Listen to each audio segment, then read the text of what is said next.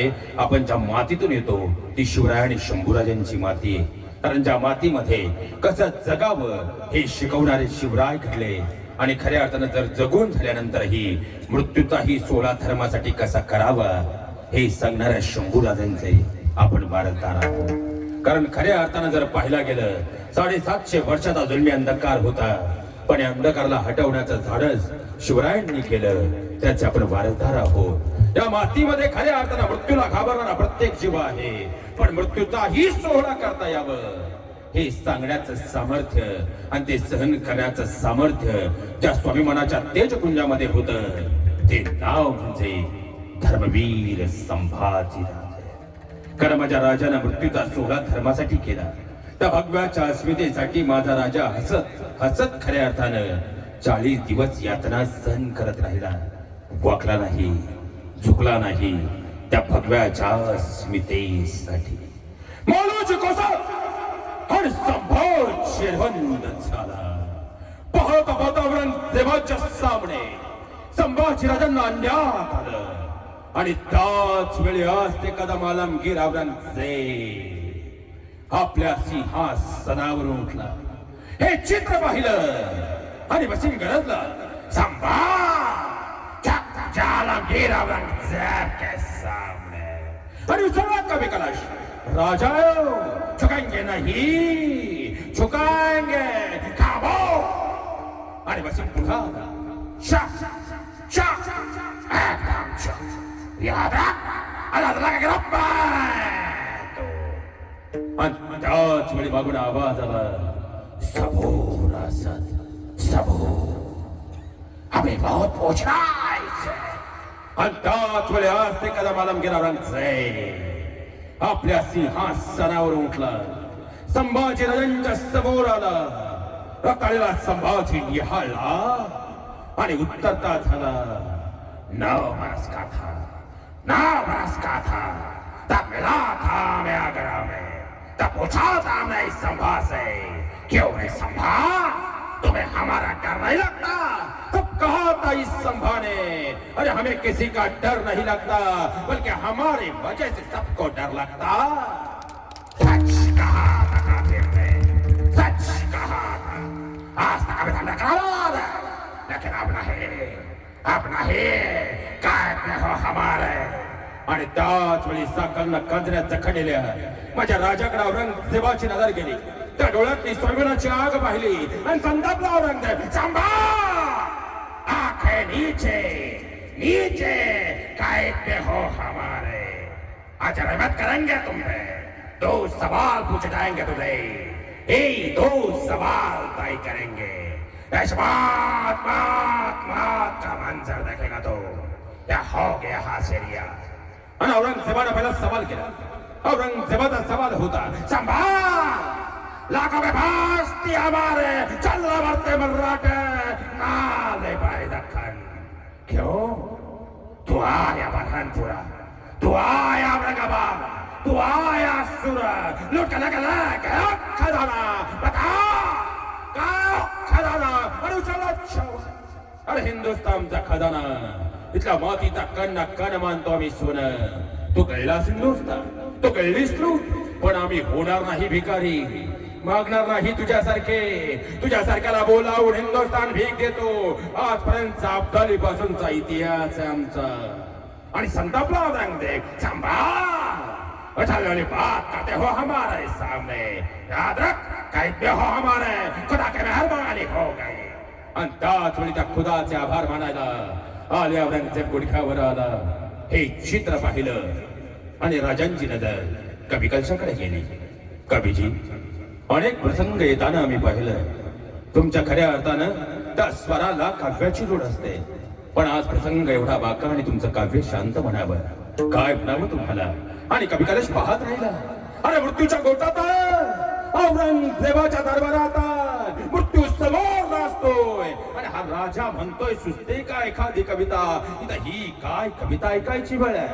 पण राजांच्या डोळ्यातली ती आग पाहिली, तो भगव्याचा स्वाभिमान पाहिला आणि उसळला कवी कलश, राजन का नाही, राजन तुम हो सांधे, खूप लढे हो जंग, देख तुम्हारा तेज तक तेज काय लढलात भिक्षंग? राजे काय तुमचं ते सामर्थ्य, तुमचं तेज आणि सामर्थ्य म्हणून आलमगीरचा तुमच्या समोर वाकलाय राज आहे खामो. आणि औरंगजेब उभा ठाकला. चुप चुप एकदम चुप. याद रख काय कहा हमारा है. अब आखिरी सवाल पूछूंगा संवाद हो जाए.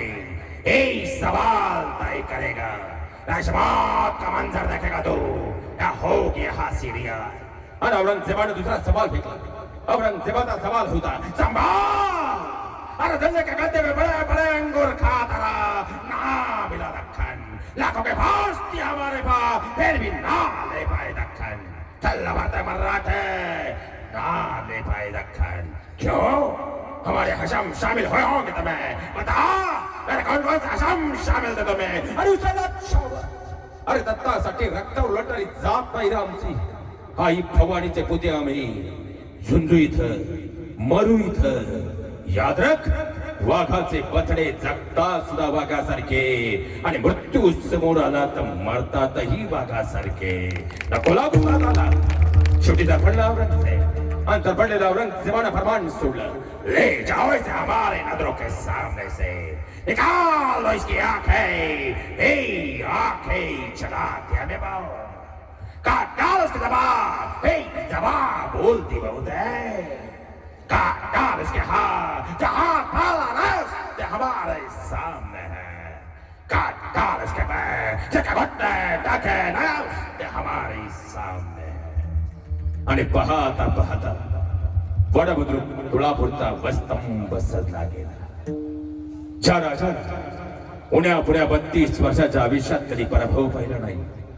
ज्या राजानं उण्या पुण्या 32 वर्षाच्या खऱ्या अर्थानं कालखंडामध्ये आबासाहेबांच्या वचनाचा भंग होऊ दिला नाही. ज्या राजानं उण्या पुण्या 32 वर्षाच्या आयुष्यात खऱ्या अर्थानं माऊलीने दिलेल्या प्रत्येक वचनाची लाज राखली. ज्या राजानं ज्ञानाचा भंडारा उधळ बुद्धभूषणम सारखा ग्रंथ लिहून संस्कृतला हजरामर केला.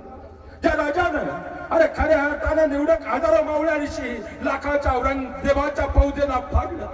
ज्या राजानं तुळजाई समोर घेतलेलं वचन शेवटच्या श्वासापर्यंत पाळलं. त्या वाघाला फाडण्याचं सामर्थ्य यंत्र कडत रुदवलं. कसा आहे तो पाहण्यासाठी रेत उभी होती.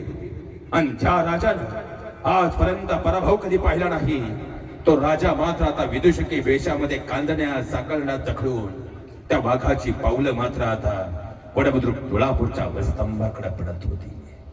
सजेचा अंमल सुरू व्हायचा होता. कारण खऱ्या अर्थानं आता वेळेची मर्यादा होती. आणि पाहता पाहता जैसा पहिला अंमल सुरू होणार होता. सजा होती डोळे काढायची. 2 हापसी लाल बुंद तप्त सल्या धुरांच्या रेषा हवेत सोडाऱ्या. बाजूला निखारा वालव होता. त्या निखाऱ्यावरती दोनही सळ्या हा गोकत होत्या. धुराचे लेट हवेत पसरत होते. आणि बाजूला असणाऱ्या दोनही हशमांनी बाजूला असणाऱ्या चिंध्या उचलल्या. त्या सळ्या घेतल्या. राजांकडे निघाले. आणि पाहता पाहता सह्याद्री स्तब्ध झाला. ज्या डोळ्यांनी आजपर्यंत घेतलं तुळजाईचं दर्शन, ज्या डोळ्यांनी आजपर्यंत केल्या माऊल्यांना इशारा, त्या डोळ्यांनी घेतलं तर 2 वर्षाचा असताना आई साहेबांचं दर्शन, ज्या डोळ्यांनी आजपर्यंत घेतलेला प्रत्येक वचनाचा बांध पूर्ण केला आणि ज्या डोळ्यांनी आबासाहेबांना शेवटच्या क्षणीही स्वराज्य कडकोट आबादित राखण्याचं वचन दिलं होतं, डोळे जाणार आता आणि अखेरचे डोळे राजाने उघडले. पण त्याच डोळ्याचा स्वाभिमान पाहिला आणि मग मात्र हशम आलेले पुढे त्या डोळ्यातली आग पाहिली. जागेवर सळ्या टाकल्या. संतापला औरंगजेब, आगे आगे जाना होगा तुम्हें. आणि पुन्हा खऱ्या अर्थाने दुसरे हशम पुढे आले. त्या सळ्या घेतल्या. राजेंद्र नजदीक आले. पाहता पाहता नजदीक आले. त्या डोळ्यांनी आजपर्यंत भगव्याची अस्मिता जपली. डोळे जाणार होता. दोन्ही हमसी वेगाने पुढे आले. राजेंद्र नजदीक आले.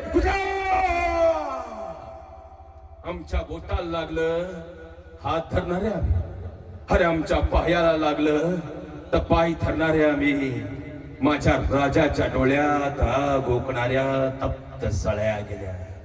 सळ्या फक्त गेल्या नाही, त्या सळ्या डोळ्यात फिरत राहिल्या. उग्र उग्र दर्प बाहेर पडत होता आणि बुबळ जळून खाक होऊन फक्त आणि फक्त त्या आक्रोशाचा सामना करत होत्या. विचार करायला वेळ नव्हता, कारण सजेचा दुसरा अंमल आता सुरू व्हायचा होता. दुसरी सदा होती जबान छाटायची. पुढा 2 हात तलवार संशी घेऊन निघाले. बराच वेळी अस्पष्ट कानाला जाणीव झाली जी झाली होती सुरतेच्या लुट्याच्या वेळे. अरे ज्या वेळे डोळ्यात मिरची पावडर गेलेली असतानाही माझ्या राजानं 22 शवरांना यमदासाने धाडलं होतं. अस्पष्ट जाणीव झाली, कळालं जीभ जाणार होता. त्या जिभेनं उमटवला जगदंब जगदंबचा बोल. जी जीभ हर हर महादेवचा गजर करत राहिली. त्या जिभेनं भगव्याच्या अस्मितेसाठी खऱ्या अर्थानं माऊल्यांना दिलेलं प्रत्येक वचन पूर्णत्वाला नेलं.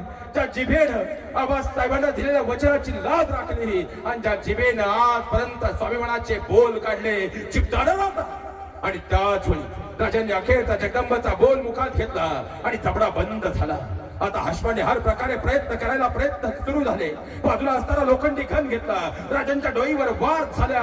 पुण्या अंगावरती खऱ्या अर्थानं नाकातून कानातून रक्ताची धार लागली. राजा सिंदूर बाजूला हनुमंतरायासारखा लाल झाला, पण जबडा उघडला नाही. कोणीतरी बाजूला असताना भाला घेतला. भाला पाठीवर ओरकडत निघाला. मांसाचे लग्ने पडू लागले. रक्ताची धार वाहू लागली. आशा होती जबडा उघडे. जबडा उघडला नाही. बाजूला असताना कोणीतरी तलवार घेतली. पाठमोऱ्या नंगा पाठीवर वार होत राहिले.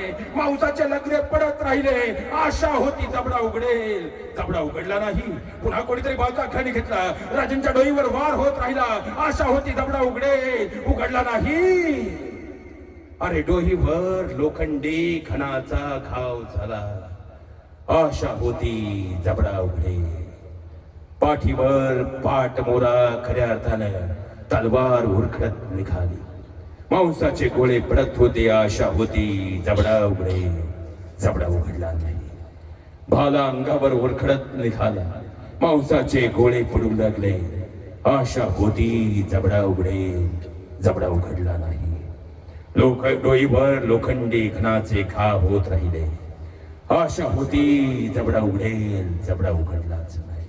उड्या कसा वाघाचा जबडा वाघाच्या तोंडात घालूया. मोठी अवकात सांगणाऱ्या माझ्या शिवसूर्याचा पुत्र सचा संभाचा जबडा. उड्या कसा. मग कोणीतरी युक्ती काढली. सदैव गलबला पाहिजे. या संधीचा घेतला फायदा. गेली सांची ओढली जीभ सब रक्तात चलकांड्या तणांचा हौदोस पेटला आणि जीभ मात्र वळवळत पडली. 13व्या दिवशी कवी कलशाने अवस्था पाहिली आणि बसल्या जागेवर प्राण सोडले. कोणीतरी यायचं. अंगावर खऱ्या अर्थानं गरम उकळतं पाणी टाकून निघून कदकदा हसत जायचं. कोणीतरी यायचं. अरे बोकड सोलावा असं राजांच्या अंगाचं कातडं सोलून जायचं. कोणीतरी यायचं.